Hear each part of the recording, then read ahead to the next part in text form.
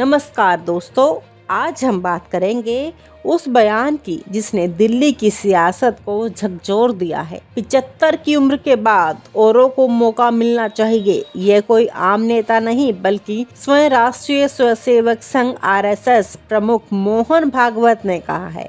और ये बात यूं ही नहीं कह दी गई, ये एक रणनीतिक है, ये एक सियासी तीर है और जो सीधे नरेंद्र मोदी पर चला है। वो नरेंद्र मोदी जो सितंबर 2025 में 75 साल के हो जाएंगे। वो मोदी जिन्होंने 2014 के बाद खुद ही 75 पार वालों को किनारे किया और आज जब वही उम्र उनके दरवाजे पर दस्तक दे रही है तो वो विदेश यात्राओं पर चुपचाप निकल जाते हैं। क्या अब मोदी अपने ही बनाए नियम को तोड़ने जा रहे हैं? क्या मोहन भागवत ने खुलकर आरएसएस बनाम मोदी का बिगुल बजा दिया है? इसलिए चलिए इस पूरे घटनाक्रम को एक एक परत खोलकर समझते हैं। मोहन भागवत का बम 75 के बाद औरों को मौका।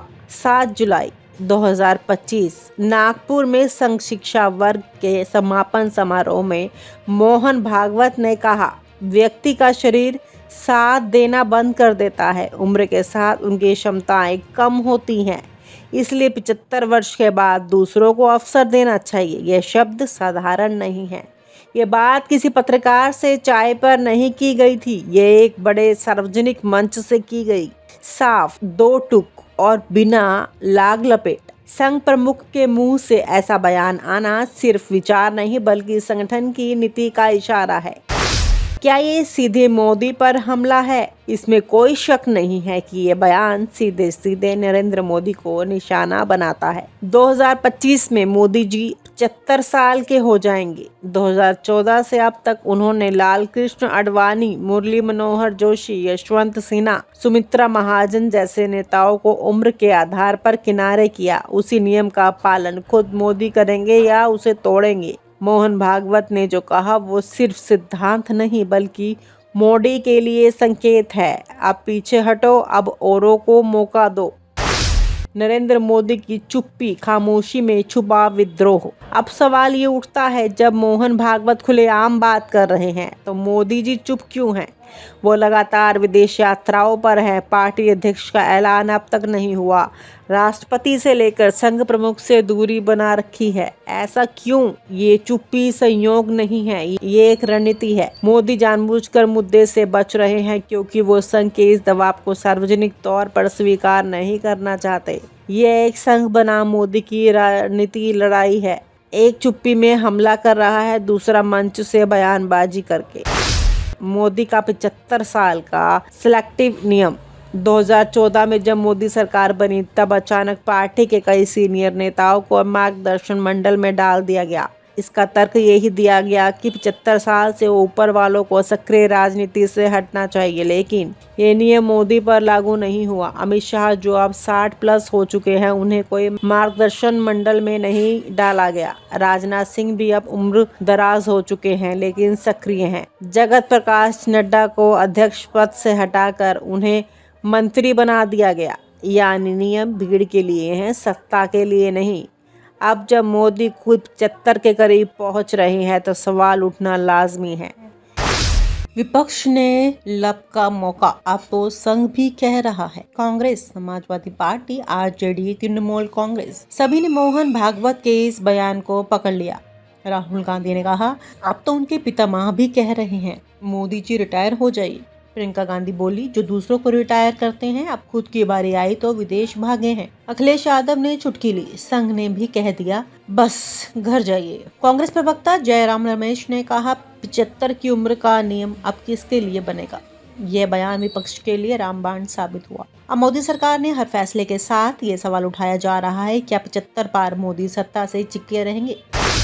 संघ की रणनीति, मोदी को किनारे करो। संघ पिछले कुछ समय से मोदी शाह की अति नियंत्रण वाली राजनीति से असहज रहा है। नितिन गडकरी की अवहेलना, संघ प्रचारकों की राय को अनदेखा करना, संजय जोशी जैसे पुराने संघपंथी नेताओं की उपेक्षा, इन सब ने संघ को यह सोचने पर मजबूर कर दिया है कि अब नरेंद्र मोदी का विकल्प खोजना होगा।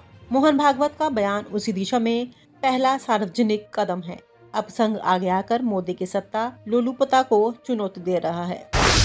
क्या ये आरएसएस वर्सेस मोदी आखिरी युद्ध है? अब सवाल है, क्या संघ मोदी को जबरन हटाएगा या फिर मोदी को अपनी ताकत का इस्तेमाल कर संघ की बात को ठुकरा देंगे?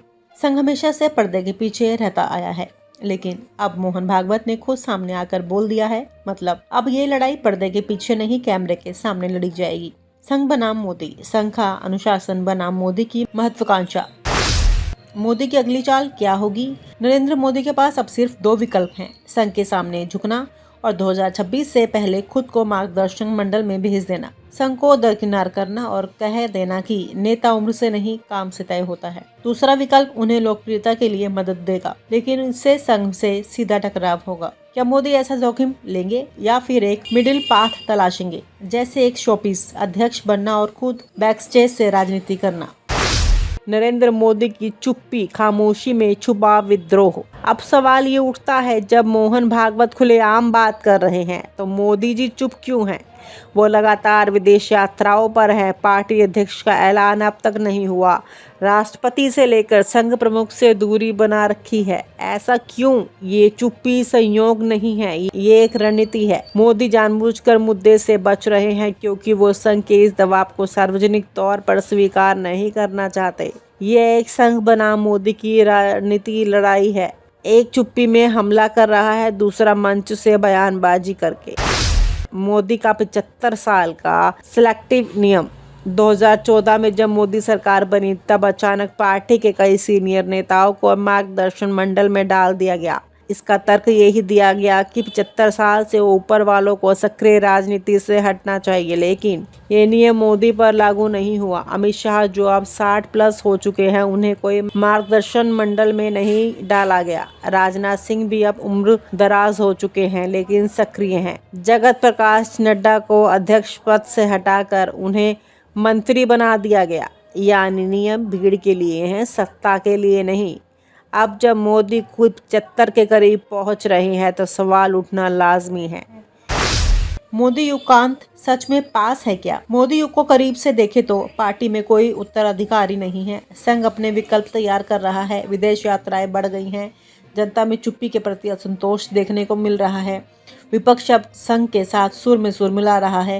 ये सारे संकेत बता रहे हैं कि मोदी युग अब ढलान पर है और ढलान पर कोई भी नेता ज्यादा दिन नहीं टिका। तो दोस्तों, सवाल अब आपसे है, क्या मोहन भागवत का बयान मोदी की विदाई की शुरुआत है? क्या मोदी अपने ही बनाए रूल को तोड़ेंगे?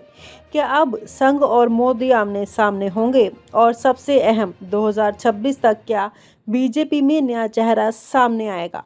और आप हमसे जुड़े रहने के लिए सब्सक्राइब करें YouTube पर, फॉलो करें Twitter पर और लाइक करें Facebook पर। और ज्यादा जानकारी के लिए आपको टाइप करना होगा सिर्फ न्यूज़ नशा।